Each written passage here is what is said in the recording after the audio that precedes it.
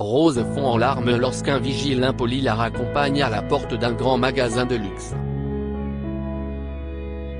Alors qu'elle pensait que sa journée ne pouvait pas être pire, un homme a tapé sur l'épaule du vigile et pris la situation en main. Rose s'arrêta à l'entrée du grand magasin. Elle est douloureusement consciente de son manteau délabré et des semelles de ses chaussures qui se détachaient de l'empeigne. Toutes les autres personnes qui entraient ou sortaient du magasin étaient bien habillées et portaient des vêtements de marque.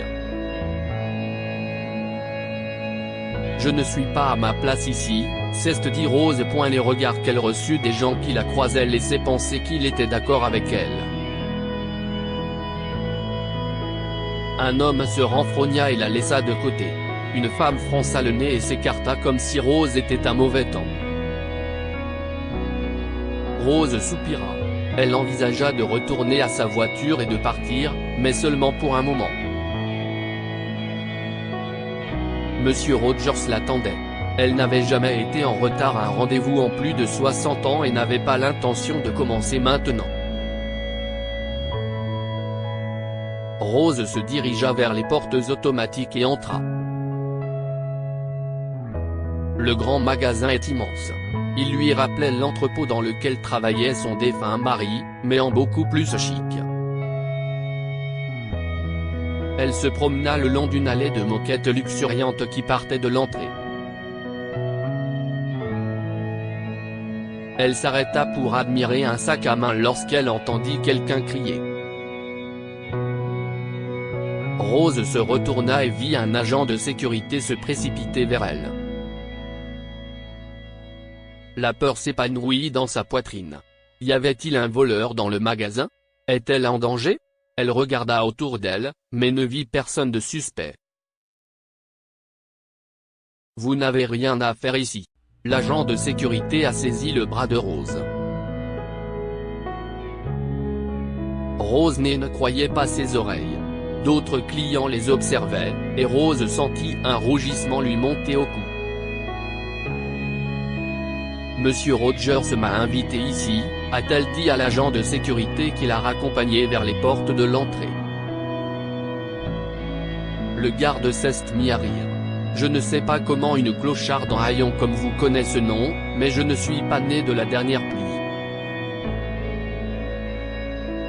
Monsieur Rogers n'essuierait même pas ses chaussures sur une ordure comme vous. » Les larmes montaient aux yeux de Rose. Personne n'avait jamais été aussi désagréable avec elle. Elle voulait se défendre, mais que pouvait-elle dire alors que ses vêtements étaient si usés? Elle avait vraiment l'air d'une ordure. Une main apparut sur l'épaule de l'agent de sécurité et le frappa assez fort pour le faire tressaillir. Il se retourna et Rose vit Monsieur Rogers qui se tenait derrière le garde. « Vous êtes viré », a dit Monsieur Rogers à l'agent avec un sourire sinistre. « Quelqu'un d'aussi cruel que vous n'êtes pas le bienvenu dans mon entreprise. » Le garde et tous les clients voisins ont regardé avec surprise M. Rogers s'approchait de Rose et lui demandait pardon pour l'impolitesse du garde. Il lui prend ensuite la main et l'embrasse sur la joue. « Vous méritez de vous sentir comme une reine dans ce magasin, car si est exactement ce que vous êtes », a déclaré M. Rogers. Quelques jours plus tôt. Rose essayait de ne pas fixer l'homme familier qui se tenait dans la file d'attente à côté d'elle à l'épicerie. Cependant, elle n'arrivait pas à savoir d'où elle le reconnaissait, alors elle continuait à jeter des coups d'œil furtifs au jeune homme. Il se tourna un peu et balaya ses cheveux blonds de son front. Rose remarqua une cicatrice au-dessus de son sourcil droit et, soudain, les pièces du puzzle s'assemblèrent. Elle fouilla dans son portefeuille et en retira une photographie. Sur celle-ci, son fils décédé se tient à côté d'un de ses compagnons d'armes. Tous deux sont en uniforme et se tenaient par le bras. Derrière eux, le désert irakien qui s'étendait à l'horizon. Rose a regardé le camarade de son fils sur la photo, puis a regardé à nouveau l'homme dans la file d'attente.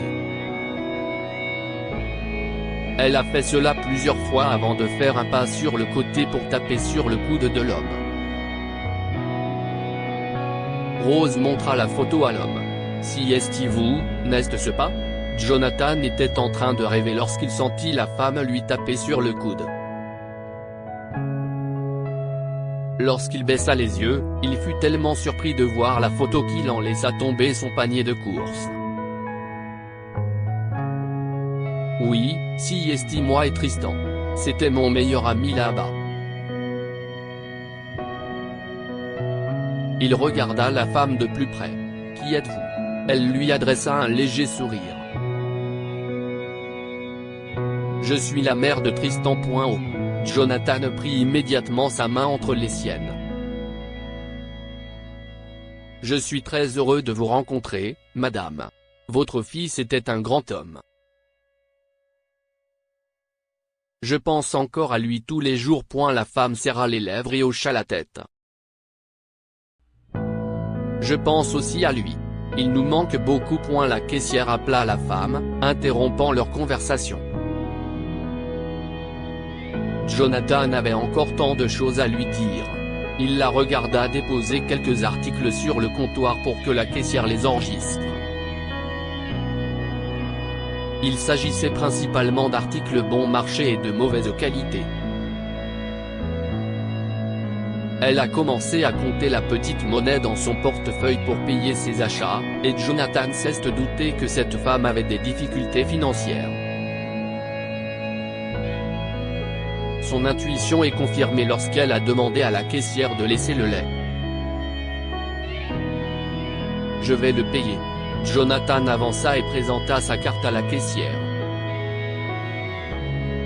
La femme plus âgée s'y est opposée, mais il a insisté.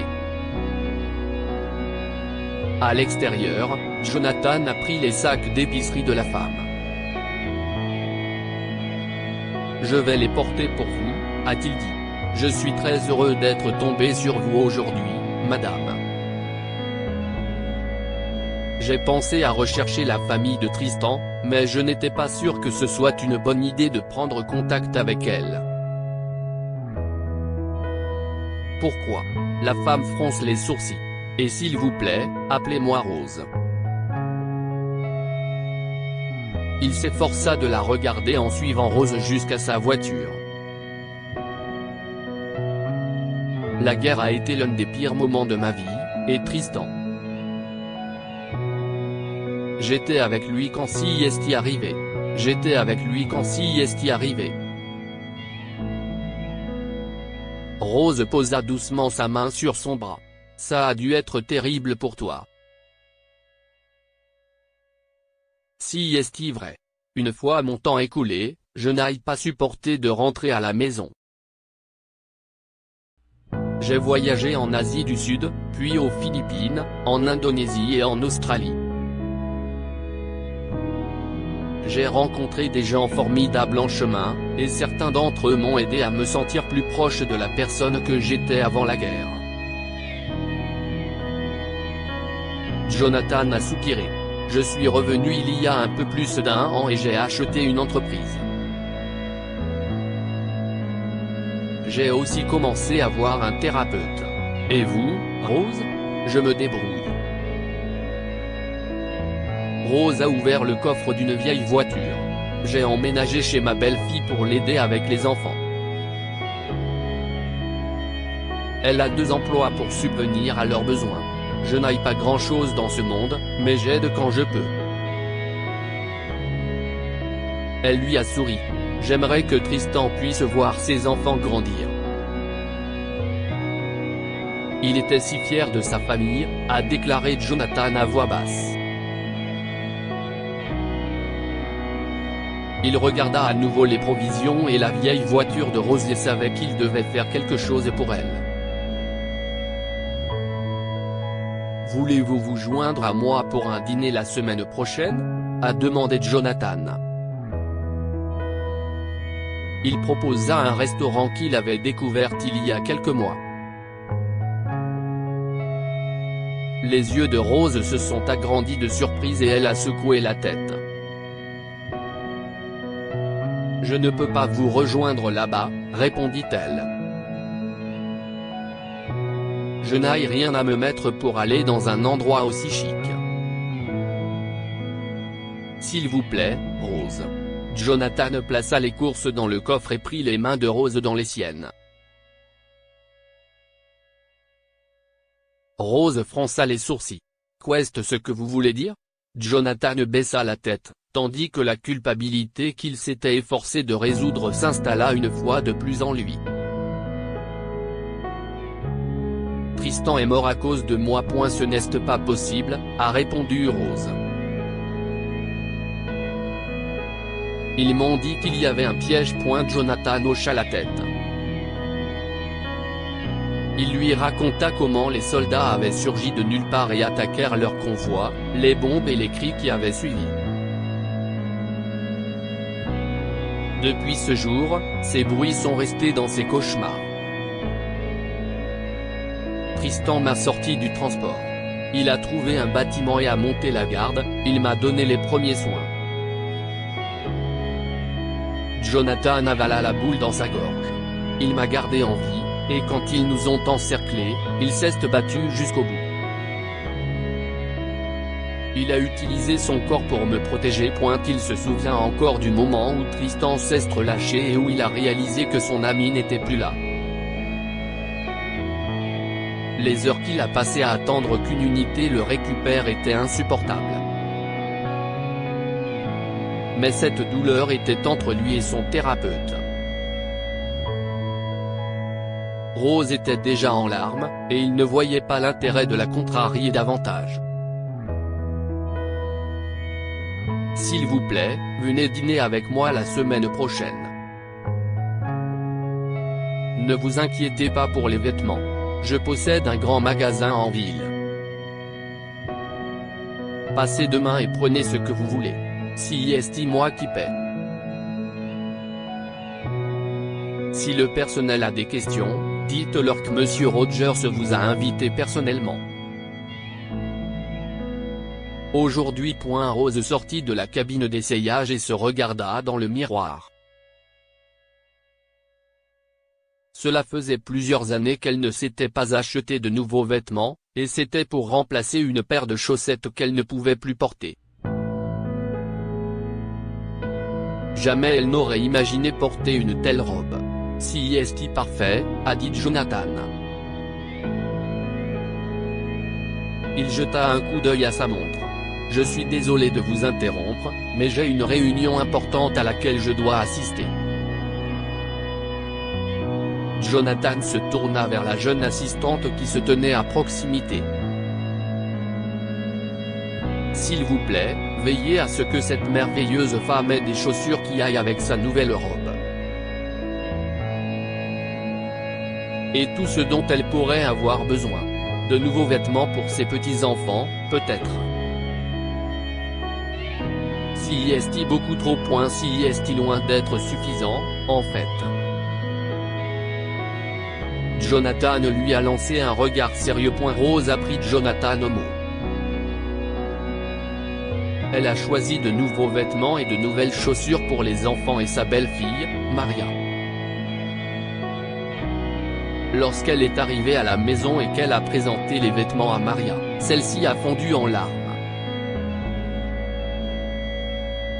« Tristan doit veiller sur nous depuis le ciel », a déclaré Maria. «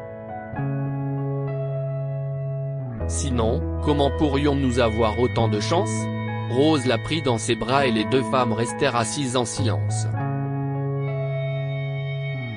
Elles contemplaient toutes les deux leur terrible perte et les épreuves qu'elle avait endurées depuis la mort de Tristan. « Nous avons vraiment de la chance, » a dit Rose au bout d'un moment. « J'ai l'impression que je devais rencontrer Jonathan à l'épicerie ce jour-là.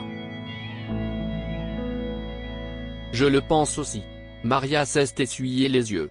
On dirait qu'il a vécu un enfer quand Tristan est mort. Je ne peux qu'imaginer les cicatrices que cette expérience a laissées dans le cœur de ce pauvre homme. Rose hocha la tête. Elle avait vu le regard hanté de Jonathan. Si est un regard qu'elle a connu dans sa jeunesse, lorsque les hommes ont commencé à revenir du Vietnam. Rose avait alors compris que la guerre laissait des cicatrices non seulement sur le corps, mais aussi dans le cœur et l'esprit de tous ceux qui y avaient survécu. La semaine suivante, Rose a rejoint Jonathan pour dîner. Ils ont parlé pendant des heures de Tristan et des souvenirs qu'il avait de lui. C'était triste pour tous les deux, mais aussi apaisant. Peu après, Rose a présenté Jonathan à la veuve et aux enfants de Tristan. Bientôt, il leur rendit visite chaque semaine pour leur apporter des cadeaux et des produits de première nécessité. Au bout d'un an, Jonathan était devenu un membre à part entière de la famille. Il y a encore des nuits où Jonathan se réveillait en sueur à cause de cauchemars, mais il se réconfortait en pensant que Tristan les regardait sûrement tous avec un sourire. Que pouvons-nous apprendre de cette histoire? Traiter toutes les personnes avec courtoisie et respect. Même si Rose n'était pas bien habillée, l'agent de sécurité n'aurait pas dû l'insulter de la sorte. Il l'a jugée sur son apparence sans rien savoir d'elle. La gentillesse peut ouvrir la porte à la guérison. Lorsque nous sommes gentils avec les autres, non seulement nous améliorons leur vie, mais nous ouvrons aussi notre cœur à la bonté de ce monde. Partagez cette histoire avec vos amis. Elle pourrait illuminer leur journée et les inspirer. Cette histoire est inspirée de la vie quotidienne de nos lecteurs et rédigée par un écrivain professionnel. Toute ressemblance avec de véritables noms ou lieux est une pure coïncidence. Toutes les images sont utilisées uniquement à des fins d'illustration. Partagez votre histoire avec nous. Elle changera peut-être la vie de quelqu'un. Si vous souhaitez partager votre histoire, envoyez-nous un mail à info@amomama.com.